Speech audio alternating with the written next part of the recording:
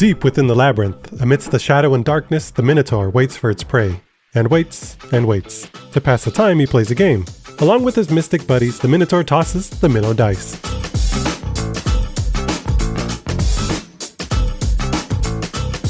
Mino Dice is a trick-taking game, but rather than using cards, it uses dice. It's played over a series of rounds depending on the number of players. Each round, players will secretly draw a number of dice equal to the current round and place them behind their shield. So, in the first round, everyone will draw 1 die, in the second round 2 dice, and so on. Before playing, all players will simultaneously bid on how many tricks they believe they will win this round. This is done by showing your fingers over the table.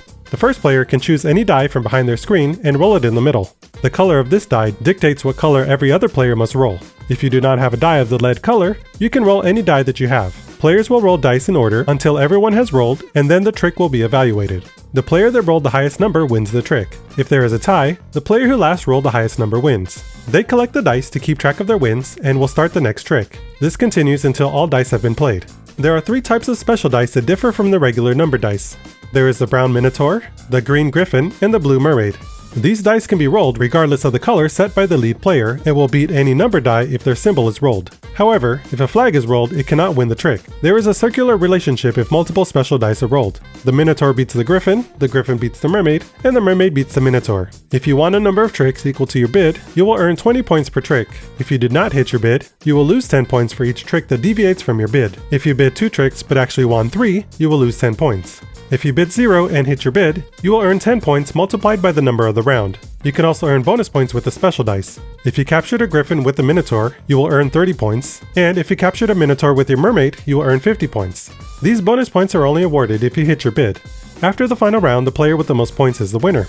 Mino Dice is a silly game, but I mean that as a compliment. The way that it can elicit laughs and groans from everyone at the table is a wonderful feat of design. And make no mistake, though it seems like a simple dice game, there's some really clever things going on under the hood. Most prominent is the dice makeup. There are multiple colored dice and the number distribution is skewed to make some of them stronger than the others, which is nicely laid out on a chart that's printed on every player's shield.